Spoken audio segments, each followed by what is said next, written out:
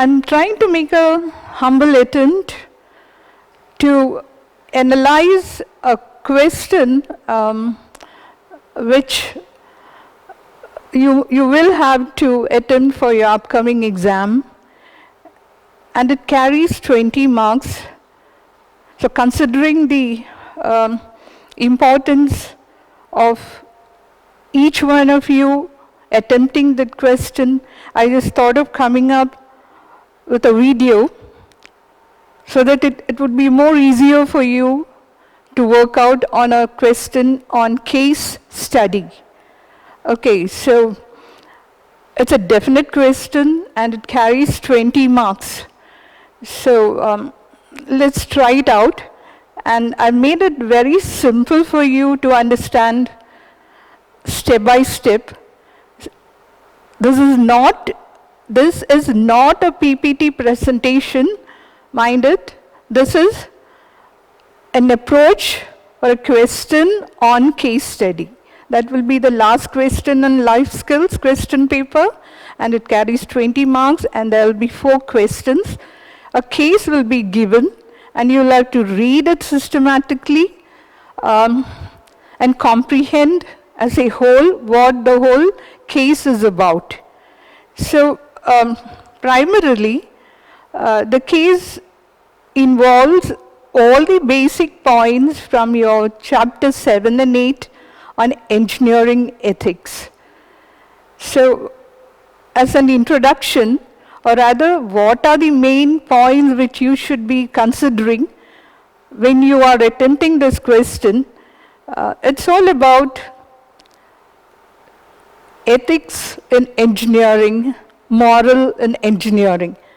Okay, so in that chapter, you get to know various senses of engineering, the moral sense of engineering and the ethical practices in engineering. So based on that is this case study questions.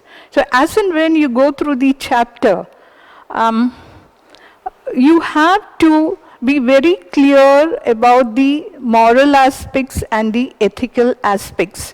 So for example, 2 types of moral issues are normally faced by engineers: the micro issues and macro issues. So if you have a clear idea about what micro issue is, what macro issue is, you'll be able to analyze the given case. What has been handled, what is the basic case in that question. So when we speak about the 2 types of moral issues, for example, let us take micro issue.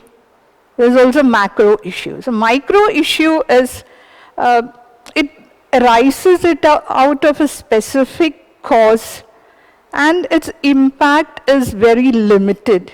For example, let us take the case of where we always happen to read in newspapers and from other sources about the harmful radiation emission from a cell phone. So that's a specific cell phone brand which has this threat, and it impacts a limited number of people. So that is micro issue. Now when it's a macro issue, the impact is more huge. It's more global. So, and definitely it will be arising out of an engineering problem. And then few other moral issues which are related to engineering are concerning safety. For example, non-adherence to standards, wrong analysis, using of cheap components, insufficient testing, lack of maintenance, incompetence, corruption, problem concerning the environment, product safety. So all these are other moral engineering issues. So now, what we do is taking into consideration all these aspects of moral and ethical engineering issues, being very clear about the terms and how to apply it while answering a case study. So now we'll go to the slides, which is a case study on Les Mesurier, the measure of an engineer. It's a very interesting case, and I'll just generally read it out. The City Corp Center, later named as a City Group Center, and now called 601 Lexington Avenue, a project of City Group, is one of the most distinctive features of the New York City skyline. The distinctive 45-degree angled top rises 915 feet into the air. The building was designed by architect Hugh Stubbins and structural engineer William Les Mesurier. The unique design of the City Corp Center originated with the need to accommodate the St. Peter Lutheran Church, which occupied one corner of the building site. The 4 9-story stilts suspend the building above the church. These giant columns were located at the midpoint of each of the building sides to avoid the church. This made the building unstable, so Les Mesurier designed a chevron bracing structure for the building skeleton. A 400-ton tune mass damper would keep the building from swaying in the wind. The building was completed in 1977. 1978, an undergraduate student, Diane Hartley, who studied the structural design of the building, found that the building will not be able to withstand quartering winds that strike the building at its corners. Les Mesurier checked the calculations and found that the student was right. He had accounted for the perpendicular winds, but not the quartering winds.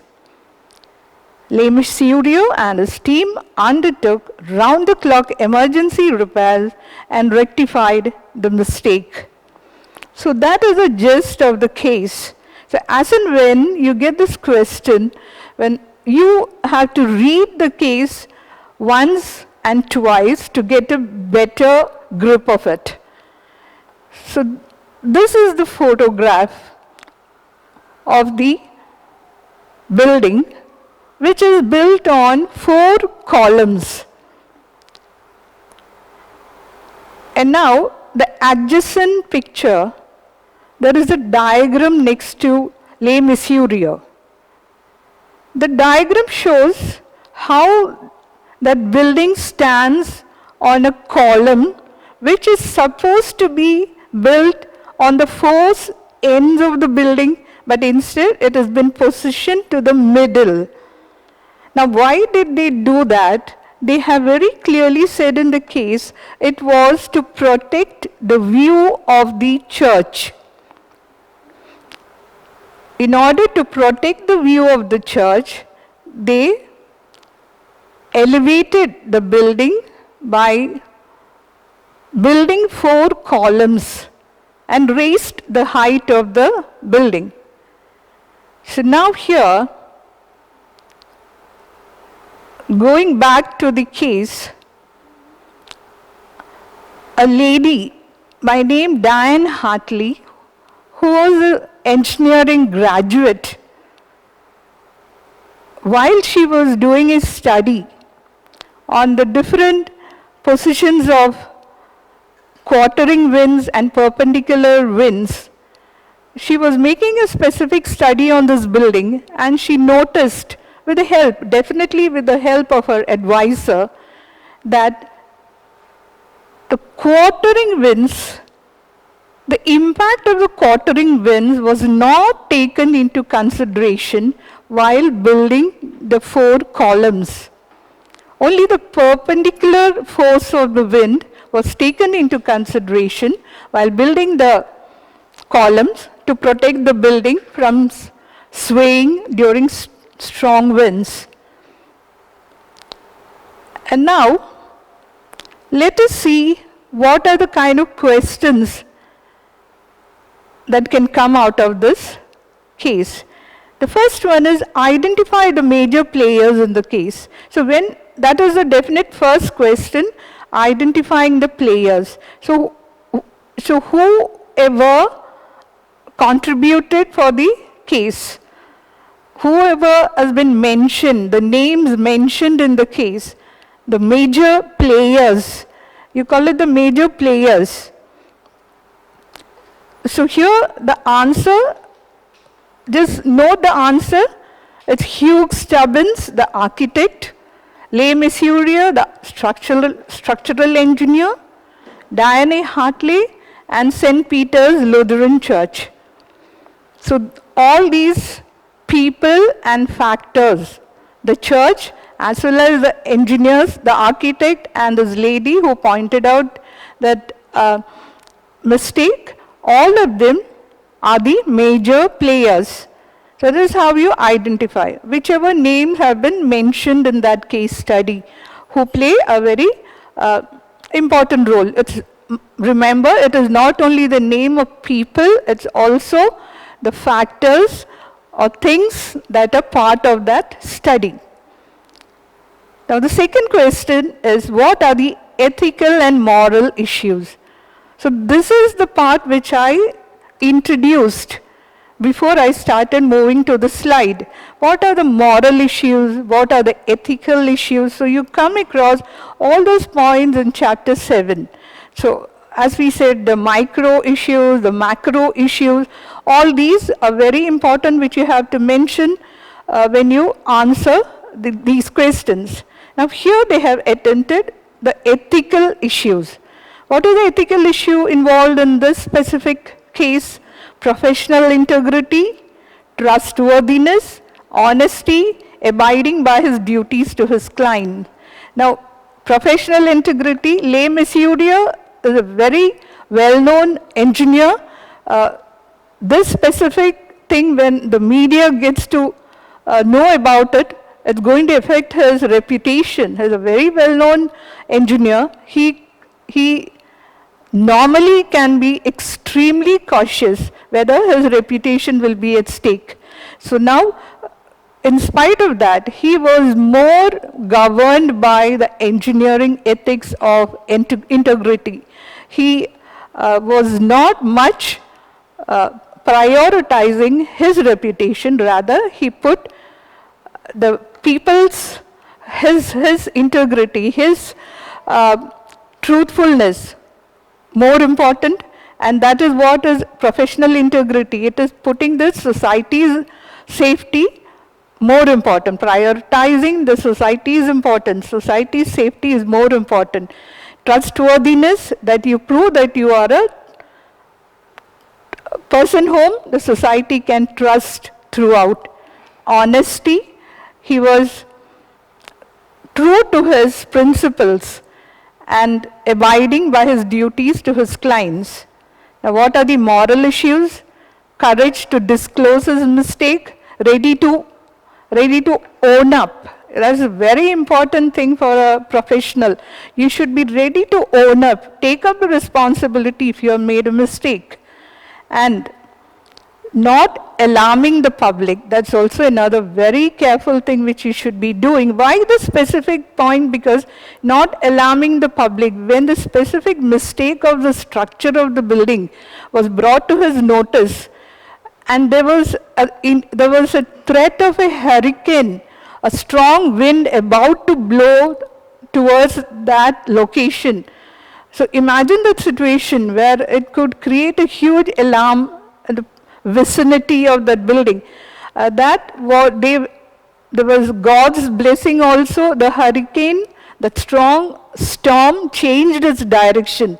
It did not reach this place. So that was one thing which he was very lucky about. And then the work to rectify the mistake, to take care of the slanting winds, to take care of, the building was only taken care of the perpendicular winds, but the quartering winds were rectified by night itself, by taking care of all the required components. So that is what not alarming the public. So it was done in a very cautious and very careful manner. Respect for others. Now what is respect for others here? What is the relevance of that? It's because it's just an undergraduate engineering student who pointed out this mistake to such a reputed engineer. And that engineer could have easily ignored this girl, but what he did, he took up whatever her observation seriously, and he had that broad-mindedness, that amazing personality.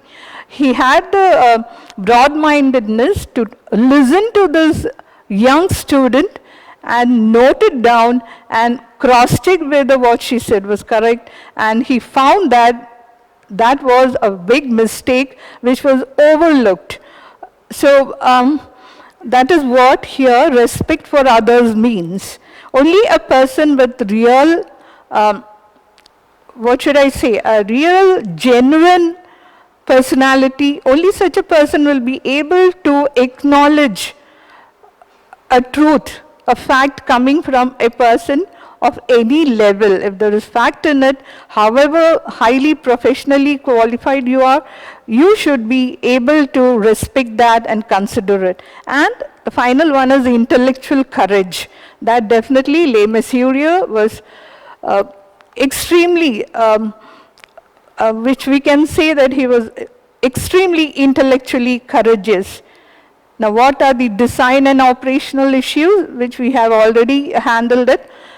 The answer is accounted only for perpendicular winds and not take into account the quartering winds. Quartering winds are the slanting winds that fall in 45 degree. So only the winds that come straight and hit the building was considered. So what if there is a slanting wind that hits the building? So that is quartering winds.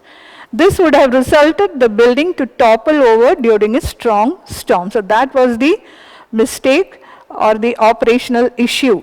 And there was no proper verification and the tuned mass damper. Now students from various streams will find it difficult.